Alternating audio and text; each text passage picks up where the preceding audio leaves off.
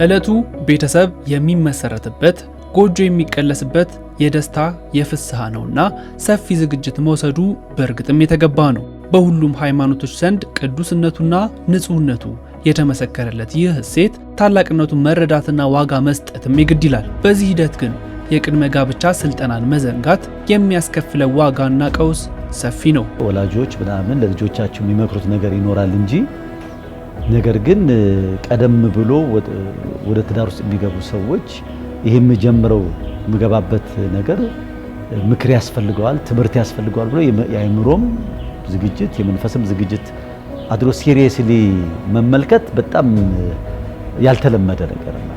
በቃ ተገብቶ የሚሞከር ነገር ነው። ያ ደግሞ ብዙ ዲዛስተር አምጥቷል። ብዙ ችግሮች አሉት። ፍቺ በጣም በርክተዋል። ሰዎችም በብዙ አቅጣጫ ላይ ስለ ትዳር ያላቸው ማመለካከት እየተበላሸ፣ በተለይ ወጣቱ ደግሞ ይሄ ትዳር ውስጥ የሚጠይቀውን ነገር ለመክፈል ሳይዘጋጅ ስለሚገባበት ብዙ ስለሚያደነጋግጠው ችግሮች አሉ። ትዳር ከመግባታችን በፊት ሰርጉ ላይ ብቻ ፎከስ ማድረግ ማለት ቤት እየሰራ በሩ ላይ ብቻ ቅርጹ ላይ ብቻ ፍሬሙ ላይ ማተኮር ማለት ነውና በሰርጉ ማግስት ትዳሩ ስትገባ የምታገኘው ቤት ጣሪያ የሌለው መስኮት የሌለው ነውና ስለዚህ ብዙ ብርድ ይመታል፣ ንፋስ ይመታል። ስለዚህ ብዙ ችግር ውስጥ ነው የምትገባው ማለት ነው። ስለዚህ ሰርግ ላይ ብቻ ትኩረት ማድረግ ጉዳቱ የተዘጋጀ ራስን የምትከባከበት ከብዙ ነገር የምትከላከልበት ነገር አታዘጋጅም ማለት ነው። በክርስትና እምነት ተከታዮች ዘንድም በሁሉም ቤተ እምነት በሚባል ደረጃ ይህንን ታላቅ ተቋም ሚስጥር በመረዳት የቅድመ ጋብቻ መንፈሳዊ ትምህርት በስፋት ለወጣት ተጋቢዎች መስጠት የተለመደ ነው። ሀገርም ሆነ ትውልድ የሚገነባው በጤናማ ትዳር በመሆኑ ጋብቻ ማለት አንተ የምትወዳትን ይዘህ የምትኖርበት ብቻ አይደለም። አንተ የምትወዳትን ይዘህ አብረ መኖር ስትፈልግ እናቷ አሉ፣ አባቷ አሉ፣ የነሱ ቤተሰቦች አሉ፣ ያንተ ቤተሰቦች አሉ። ሳያስፈቅድ እዛ ውስጥ አሉ ማለት ነው። ዘመድን ከመጨመር ባለፈ ልክ የመሰረት ቀን በበነጋታው ጎረቤትን ይጨምራል፣ ማህበረሰብን ይጨምራል። እድር አለ፣ እቁብ አለ። ትልቅ ኃላፊነት ያለበት ነው። ለዛ ነው ስልጠና የሚያስፈልገው፣ ትምህርት ይፈልጋል።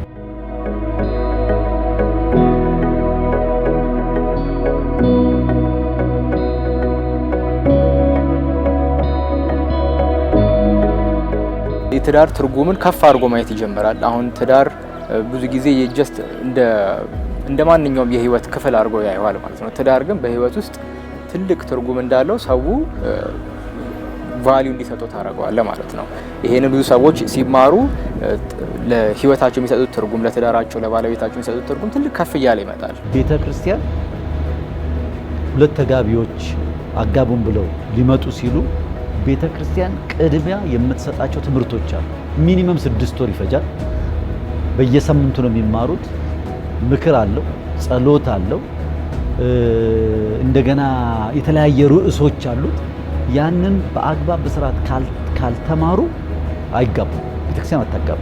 እንዲህ ባለ ሃይማኖታዊ ጥላ የሚሰጥ የቅድመ ጋብቻ ስልጠና ለትንሹ ጎጆ ከለላ ለሀገርም መሰረት ነውና ትኩረት ሊሰጠው ይገባል። በጋብቻ ውስጥ ያለውን መልካም ነገር ብቻ ሳይሆን የሚነግረን እንዴት አድርገን ያንን ትዳር መምራት እንዳለብንም ደግሞ በመጽሐፍ ቅዱስ ይነግረናል።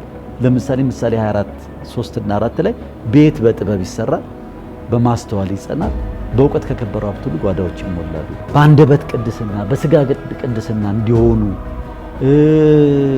ሁለተኛ ለሀገራቸው ለማህበረሰብ የሚጠቅሙ ሰዎች ሁሉ እንዲሆኑ ይረዳል። አሁን የሚማሩ ሰዎች ከበፊቱ በጣም ቁጥሩም እየጨመረ ነው፣ ፍላጎታቸውም እየጨመረ ነው እና ይሄ በጣም የሚያስደስት ነው። ይሄ ደግሞ ኒውክሊየር ፋሚሊ ይባላልና ኒውክሊየር ማለት በቃ የማህበረሰብ አስኳሉ ነው ማለት ነው። ይሄንን መስራት ከቻልክ ማህበረሰቡን መቅረስ ትችላለህ። ትውልድም ትላልቅ ደረጃ ሀገርንም የሚመራ ትውልድ መፍጠር ትችላለህ ማለት ነው።